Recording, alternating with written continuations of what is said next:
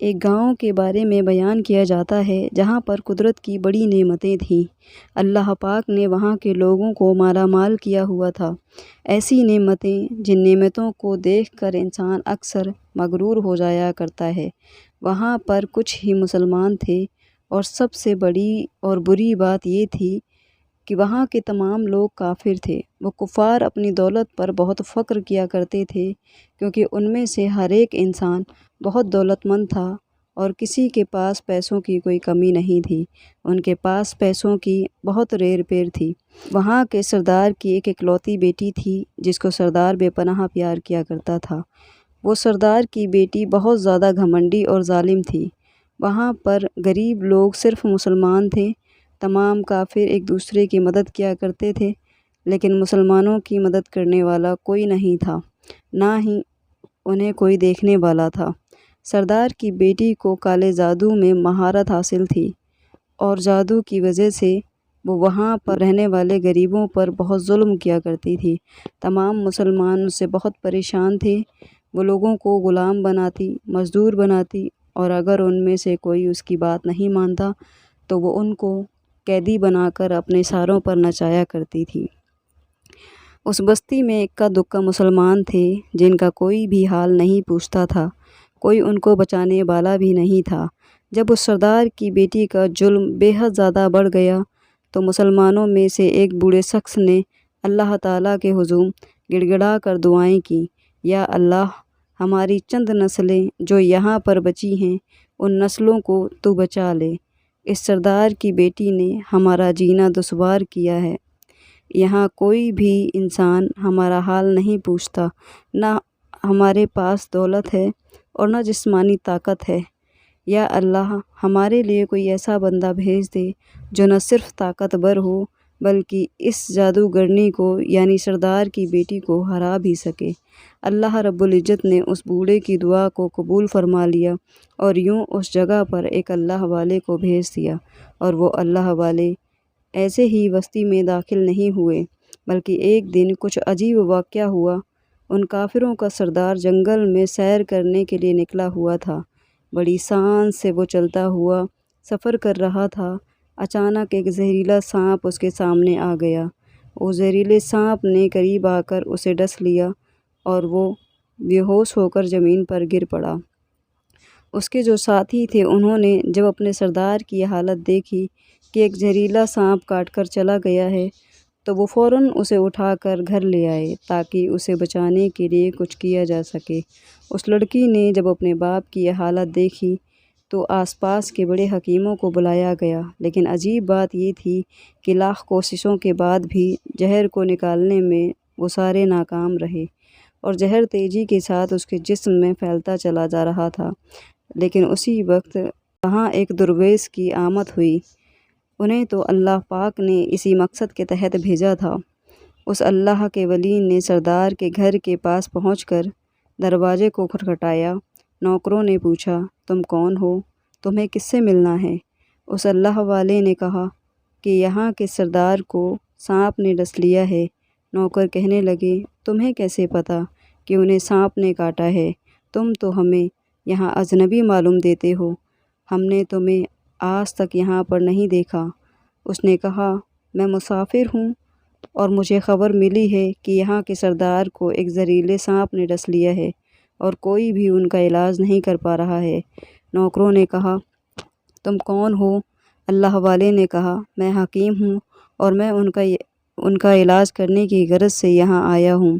وہ نوکر اللہ والے کی حالت دیکھ کر ہنسنے لگے کیونکہ آپ نے پھٹے پرانے کپڑے پہن رکھے تھے اور دیکھنے سے بہت غریب معلوم ہوتے تھے۔ وہ نوکر کہنے لگے، تم اتنے بڑے سردار کا علاج کرو گے؟ ارے یہاں آس پاس کے بڑے حکیم بلائے گئے ہیں، ہمارے سردار کے پیسوں کی کوئی کمی نہیں ہے اور تم جیسے غریب سے وہ بھلا اپنا علاج کیوں کروائیں گے؟ درویش نے کہا، اگر تم چاہتے ہو کہ تمہارے سردار کی جان بچ جائے تو پھر مجھے اندر آنے دو۔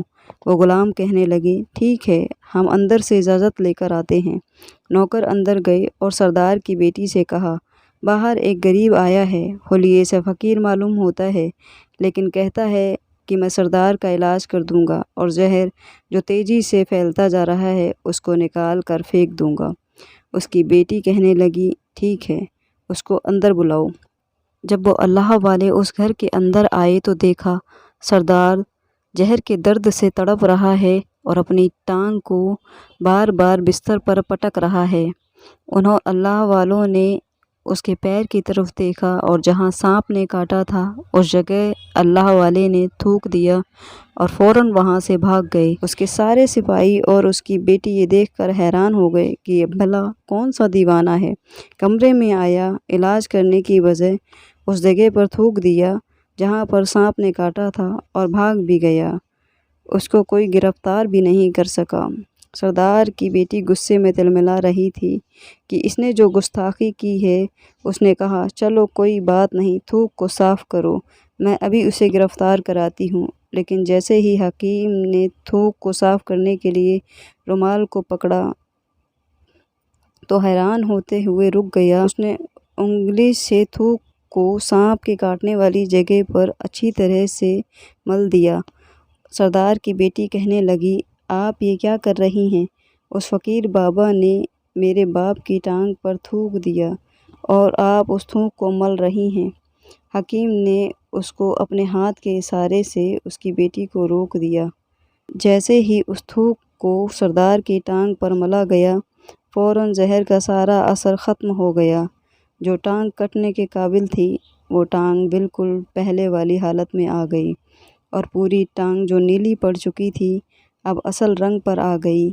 اور جب وہ قبیلے کا سردار ہوش میں آیا تو حیران رہ گیا جب اسے بتایا گیا کہ ایک فقیر بابا کے تھوک کی وجہ سے آپ ٹھیک ہوئے ہیں تو اس نے کہا بھائی وہ تو ہمارے لیے مسیحا ہے، تم لوگوں نے انہیں جانے کیوں دیا؟ جاؤ انہیں میرے پاس لے کر آؤ، انہوں نے ہم پر بہت بڑا احسان کیا ہے، ہم اس کے احسان کا بدلہ ضرور چکائیں گے۔ اس کی بیٹی جو خاموشی سے اپنے باپ کو دیکھ رہی تھی اس نے کچھ بھی نہ کہا۔ گاؤں کے سردار کے کہنے پر سارے سپاہی اس اللہ والے کو ڈھونڈنے کے لیے نکلے اور چاروں طرف پھیل گئے، لیکن کہیں بھی ان کو اس اللہ والے کا پتہ نہ چلا۔ پھر جب سپاہی تلاش کرتے ہوئے جنگل میں داخل ہوئے وہاں ایک درخت کے نیچے ایک آدمی کو عبادت کرتے ہوئے دیکھا۔ وہ غور سے اس اللہ والے کو دیکھ رہے تھے، یہ کیا کر رہے ہیں، یہ کس طرح کی عبادت کر رہے ہیں؟ ہم لوگ تو اپنے بتوں کے آگے ہاتھ جوڑتے ہیں اور یہ نہ جانے کس کا سجدہ کر رہے ہیں۔ خیر عبادت کے بعد فوراً اس اللہ والے کو پکڑ لیا گیا اور فوراً گاؤں کے سردار کے سامنے پیش کیا گیا۔ وہ کہنے لگا آپ کون ہیں، کہاں سے آئے ہیں؟ سب سے پہلے تو گستاخی کی معافی چاہتا ہوں، میرے لوگوں نے آپ کی بہت بے عزتی کی، لیکن آپ کی وجہ سے آج میں زندہ ہوں۔ ہم گناہ گاروں کی آنکھ آپ کو پہچان نہ سکی، اس لیے میں معذرت چاہتا ہوں اور آپ سے درخواست کرتا ہوں کہ آپ میری طرف سے یہ قیمتی لباس یعنی کپڑے اور یہ عربی گھوڑا قبول کیجیے۔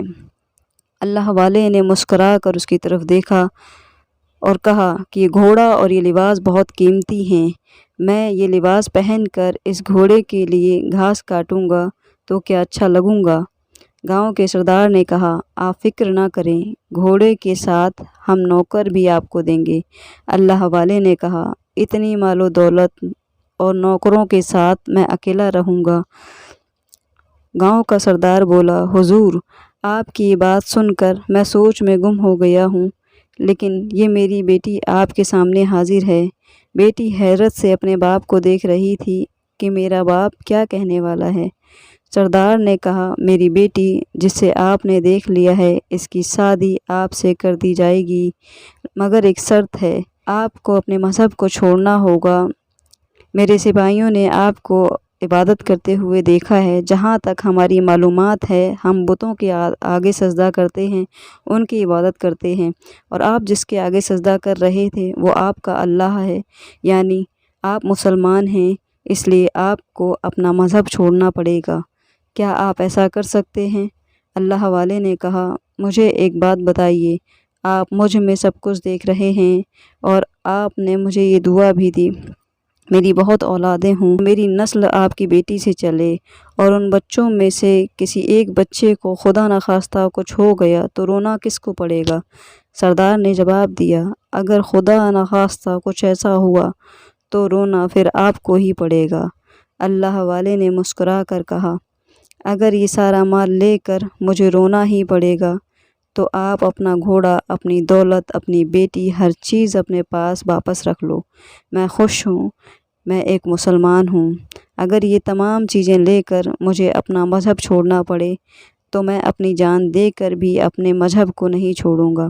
جس رب نے مجھے پیدا کیا ہے، کیا اس رب کے دین کو چھوڑ کر آپ کے پاس چلا آؤں صرف ان چند پیسوں کے لیے؟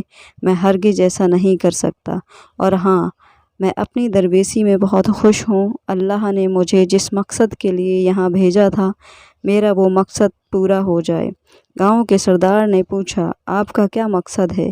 اللہ والے نے کہا، یہاں کے مسلمانوں پر جو ظلم ہو رہا ہے، بس اللہ کی مدد سے انہی کے لیے یہاں آیا ہوں۔ یہ کہہ کر وہ اللہ والے جانے لگے تو سردار نے درویش کو رک جانے کے لیے کہا اور کہنے لگا، میں نے مال دے کر تمہیں آزمایا، تم کو ہر طرح سے جانچا اور پرکھ لیا، لیکن تم اپنے مذہب کو چھوڑنے کے لیے راضی نہ ہوئے۔ اگر تم یہی سب کرنے آئے تھے تو تمہیں کسی بات کا ڈر نہیں؟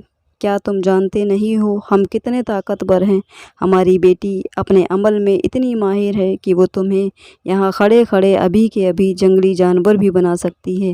اللہ والے نے کہا، اس نے جانور تو کمزور لوگوں کو بنایا ہے، یہ مجھے جانور بنا کر دکھائے۔ اس سے پہلے کہ گاؤں کا سردار اپنی بیٹی سے کہتا کہ اس پر وار کرو، اللہ والے نے جادو کرنی پر ایک ایسی پھونک ماری کہ وہ اسی وقت ایک بڑی سی چھپکلی بن گئی، اور وہ کچھ بھی نہیں کر پا رہی تھی۔ وہ چھپکلی اتنی بڑی تھی کہ وہاں پر جتنے بھی انسان کھڑے تھے ان سب میں سب سے اونچا قد اسی کا تھا۔ وہ چھپکلی اللہ والے کے پاس آنے لگی اور اپنا زہر ان پر اگلنا چاہتی تھی، لیکن اسی وقت انہوں نے اس کے منہ پر تھوک دیا۔ تھوکنے کی دیر تھی کہ وہ جلنے لگی۔ وہ تھوک کیا تھا؟ تیزاب تھا، جس سے اس کا آدھا چہرہ پگھل رہا تھا، اس کا چہرہ جل کر کالا ہو رہا تھا اور وہ مرنے ہی والی تھی کہ سردار دوڑتا ہوا آیا، ان کے قدموں پر گر پڑا اور معافی مانگنے لگا اور کہنے لگا، حضرت، اس گستاخی کے لیے آپ مجھے معاف کر دیں۔ میں نے سچ میں آپ کو بہت ہی کمزور سمجھا اور آپ کے مذہب سے آپ کو ہٹانا چاہا۔ اگر میری بیٹی ٹھیک ہو جائے تو میں سچ کہتا ہوں، ہم یہاں جتنے بھی لوگ موجود ہیں، یہ پوری بستی، ہم سب کے سب مسلمان ہو جائیں گے۔ اللہ والے نے کہا، ہم تمہیں اپنے دین میں شامل کرنے کے لیے یہ سب نہیں کر رہے ہیں، بلکہ تم لوگ ہمارے مسلمان بھائیوں پر جو ظلم کرتے ہو، وہ ظلم کو ختم کرنے کے لیے ہم یہاں آئے ہیں۔ ہمارے دین میں جبر اور ظلم نہیں ہے۔ اگر تمہاری بیٹی انسان بن کر سدھر جاتی ہے تو اس کو اس کی اصلی حالت میں لانے کے لیے میں خود اللہ کی بارگاہ میں دعا کروں گا۔ وہ سردار کہنے لگا، ہاں ہاں، میری بیٹی اپنی اصلی حالت میں آ جائے گی تو پھر یہ کسی پر ظلم نہیں کرے گی، اور میں دل سے اپنی بیٹی کے لیے آپ سے معافی چاہتا ہوں۔ آج سے آئندہ یہ کوئی بھی کالا جادو، کوئی بھی عمل نہیں کرے گی اور کسی مسلمان پر یہ کوئی بھی ظلم نہیں کرے گی، بس آپ اسے دوبارہ انسان بنا دیں۔ اللہ والے نے اس چھپکلی پر دوبارہ پھونک ماری، وہ پھر سے انسان بن گئی اور اللہ والے کے قدموں سے لپٹ گئی اور کہنے لگی، مجھے معاف کر دیں، مجھے معاف کر دیں، میں نے اپنے آپ کو بہت طاقتور سمجھا۔ اس لڑکی کا آدھا چہرہ جل کر کالا ہو چکا تھا۔ وہ کہنے لگی تھی، میں آج اپنے باپ کے ساتھ آپ کے دست مبارک پر مسلمان ہونا چاہتی ہوں، اور یہ وعدہ کرتی ہوں آج سے اس بستی میں کوئی بھی کافر نہیں ہوگا، بلکہ سب آپس میں مل جل کر بھائی چارے کی طرح رہیں گے، بلکہ سب مسلمان ہو جائیں گے۔ اور پھر یوں ایک اللہ والے کے ہاتھوں پر اس بستی کے سردار اور اس کی بیٹی نے اسلام کو قبول کر لیا۔ اس سردار نے اللہ والے سے اپنی بیٹی کا نکاح کرا دیا اور پھر اس بستی میں ہمیشہ کے لیے امن و امان قائم ہو گیا۔ پیارے دوستو، مذہب اسلام ایک بہت ہی خوبصورت مذہب ہے، جس سے اپنے تو اپنے غیر بھی متاثر ہوئے بغیر نہیں رہ پاتے۔ اللہ پاک ہم سب کو مذہب اسلام سے سچی پکی محبت کرنے اور اسلام کے ہی مطابق اپنی زندگی کو گزارنے کی توفیق عطا فرمائے، آمین یا رب العالمین۔ دوستو، امید کرتے ہیں ہماری آج کی یہ کہانی آپ کو ضرور پسند آئی ہوگی۔ آج کی اس ویڈیو کے بارے میں آپ کی کیا رائے ہے کمنٹ باکس میں جا کر ضرور کمنٹ کریں، اور ویڈیو پسند آنے کی صورت میں اسے اپنے دوست احباب کے ساتھ شیئر کرنا نہ بھولیں۔ آج کی ویڈیو میں بس اتنا ہی۔ بہت جلد انشاءاللہ ایک اور نئی کہانی کے ساتھ آپ کی خدمت میں حاضر ہوں گے۔ تب تک کے لیے اپنا اور اپنوں کا خیال رکھیں۔ اللہ سب کو ڈھیروں خوشیاں عطا فرمائے۔ اللہ حافظ۔